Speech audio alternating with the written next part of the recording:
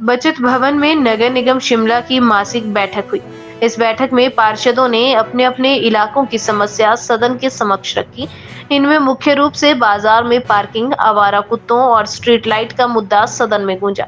इसके साथ ही बीजेपी पार्षद ने सदन में पॉइंट ऑफ ऑर्डर के तहत ड्राइवर भर्ती का मामला भी उठा सदन के समक्ष उठाया। शहर में लगातार कुत्तों के काटने के मामले बढ़ रहे हैं, इससे लोगों को परेशानी का सामना करना पड़ रहा है। इसका ज्यादा असर बच्चों, बुजुर्गों के साथ काम करने आने जाने वाले लोगों पर दिख रहा है। टाइम पेंडिंग है। एक्चुअली क्या है कि जो लालन सन से यूएस क्लब तक पार्किंग है उसमें 28 कार्स पार्क करने की सुविधा दी गई है और इसका हमेशा ऑक्शन होता था और आवेदन मांगे जाते थे first come first serve basis पे कि जो पहले आएगा उसको वहाँ पर पार्किंग दे दी जाएगी। इशू क्या है कि यहाँ पे इन्होंने सबसे ज़्यादा एमसी ने चार्जेस रखे हुए हैं पार्किंग के as compare to other parkings.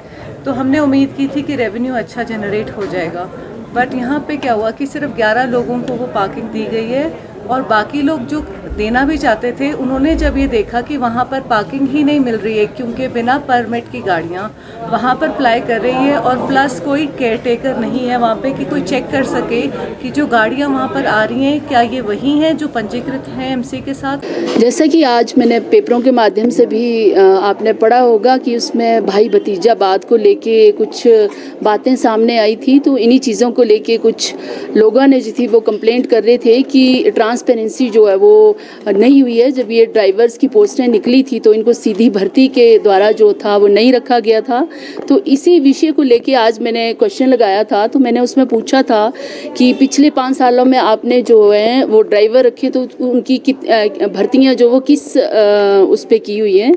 तो मेरे को आंसर में ये उन्होंने जवाब दिया था एमसी ने कि हमने 62 ड्राइवर रखे थे और उनकी सीधी भर्तियां नहीं की थी। मेरा यही था कि आजकल बच्चों को और बड़ों को, बुज़ुर्गों को बहुत स्ट्रीट डॉग्स जो हैं वो काट रहे हैं और उनकी तादाद भी बढ़ती जा रही है।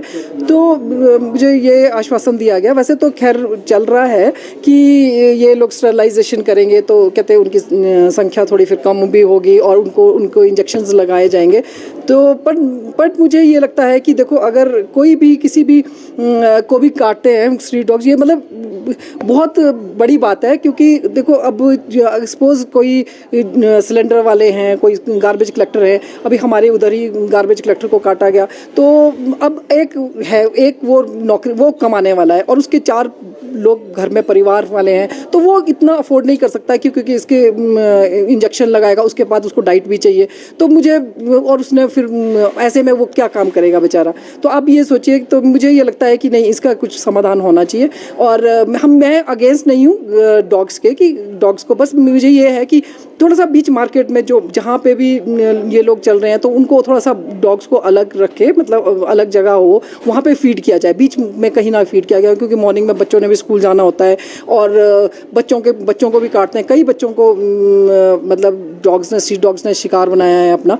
तो ये मेरी वो थी नगर निगम से। हमारी मासिक बैठक होती है जिसमें विभिन्न प्रकार के मुद्दे पार्षदगण अपने उठाते हैं, अलग अलग वार्ड्स की समस्याएं और एस्टीमेट्स को लेकर के सबसे चर्चा की जाती है। उसमें आज लगभग 2.5 करोड़ के एस्टीमेट्स आज हमने एफसीपीसी के माध्यम से हाउस में आते हैं और उसको पास भी किया। और वार्ड के जो अलग अलग समस्या, एक लाइट्स को लेकर के, स्ट्रीट लाइट्स को लेकर के काफ़ी समस्या थी, जो अलग अलग वार्ड्स में सभी लोगों ने उसमें अपने विचार भी रखे।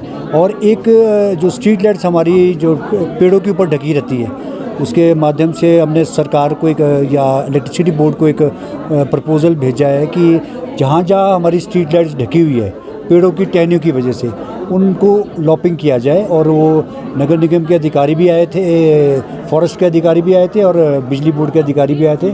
उनको हमने लॉपिंग के लिए कहा है और उसका हाउस में हमने प्रस्ताव भी पास किया है, क्योंकि बहुत सारे ऐसे स्ट्रीट लाइट्स हैं जहाँ पर स्ट्रीट लाइटें तो लगी हैं लेकिन उसके टहनियों की वजह से ढकी हुई है।